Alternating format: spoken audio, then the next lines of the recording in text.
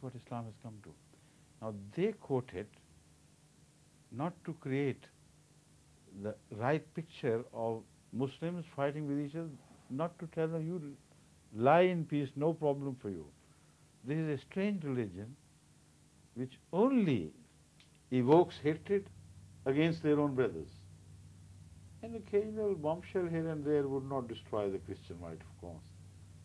A madman can do that. But as far as the Muslim people are concerned, they should tell them, don't worry, they are all right. They're fighting among themselves.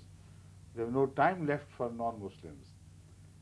But they don't present it like this. They present it in a very different perspective. The program which I mentioned in Spain, it happened just before my arrival in Spain, the television program. But the Jamaat members who were also invited to participate, they had been in touch with me. I told them what line to take. I knew this would be coming. There is no secret about it. This is what they are going to say, so get ready and quote all these things. Now, what they did was, there was almost a rabid Christian priest who was so violent in his allegations against Islam.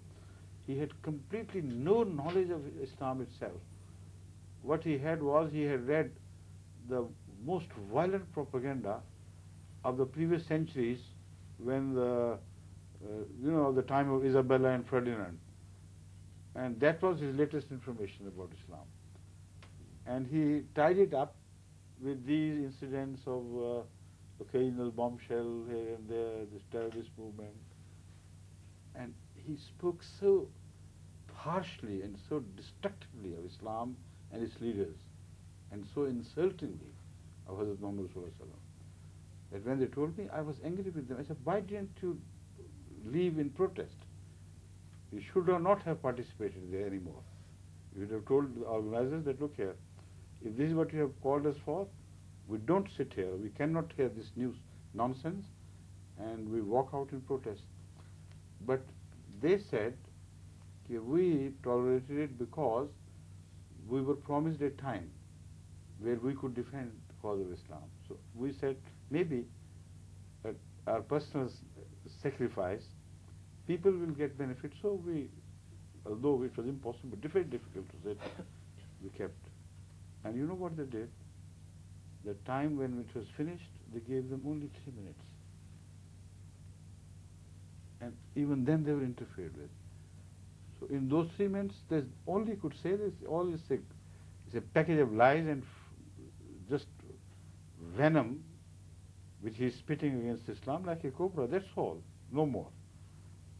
But with the grace of Allah, this much effect was created that the ordinary people who watched this program, they reacted very strongly against the whole management and against the way the affair was carried out, and they started receiving these letters of apologies and appreciation. Said your attitude was civilized, and those who were posing to be civilized and calling Islam as civilized Muslims as uncivilized people, they themselves were just brutes. So, with the grace of Allah, the effect was good, but it is because of Ahmadiyya presence. If somebody else had presented, he might have, justified, like here they do in television here in England, they could have justified the attitude of militants against the non-Muslims on the authority of the Quran. See? That is the dilemma we are facing today.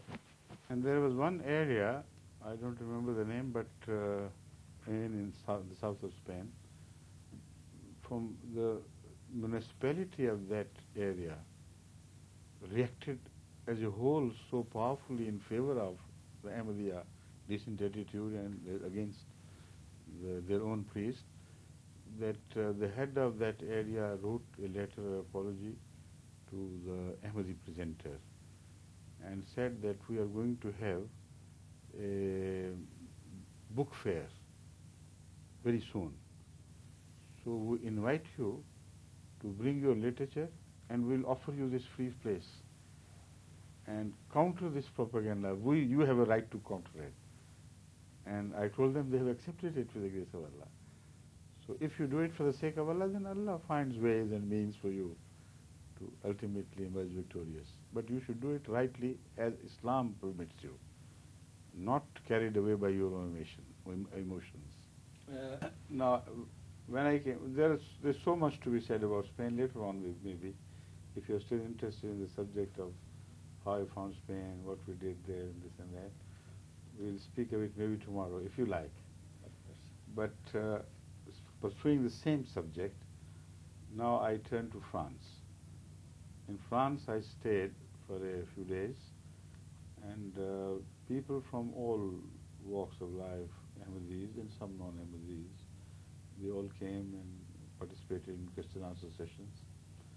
There, an Arab journalist stood up and told me that there is a movement launched here by the government on dividing Islam on two planes.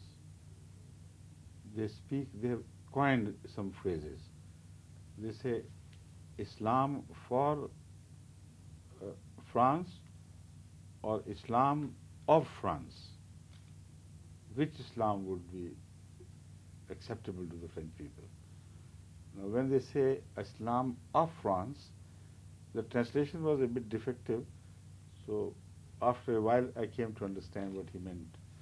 What he meant was that the French media is now openly reminding the people, repeatedly reminding the people, that Islam, if it turns our way, if it becomes, in a social pattern, behavior, etc., a French sort of religion, then we should accept it. Otherwise, if it brings some foreign elements of the way of life, then we should not accept it. Now, instead of saying it in so many words, they explain it and ask the people, telephone on that number, write on that address. Would you like an Islam of the French, or imported Islam for the French? And the answer is obviously, of course we want French Islam, not the other one. Now this movement was again launched because of a very stupid attitude of the Algerian Muslim fighters. Now, I met their leadership. I tried my best, not all the leadership, but some during my last tour. I tried my utmost to make them understand that you are fighting, in fact, for government, and you are dragging Islam for exploitation. Otherwise, your rulers are Muslims, open-minded Muslims or rigid Muslims. This is the fight about. It's not non-Muslims and Muslims. The issue is not that of non-Muslims and Muslims. It's just more open-minded and sensible Muslims, or rigid and backwards and medieval type of Muslims. Now, because the mullahs mostly belong to that age, so the common illiterate people follow the mullah. And whenever they can exploit this deviant in favor of their own personal ends of political ascendancy, they do not hesitate. So in the name of Islam, Muslims are divided and schisms are created, and Muslim blood is declared to be halal, permissible by these ulama in the name of Islam. So I have been telling them, for God's sake, behave, have common sense, and you have turned the whole world against yourself by acquiring this stupid attitude. Why don't you start this in the movement in the name of democracy? A term which is so well understood by the West. And why do you strengthen the hands of your own so-called enemies of the government? The simple issue is that the elected House of Parliament had a majority of these extremists.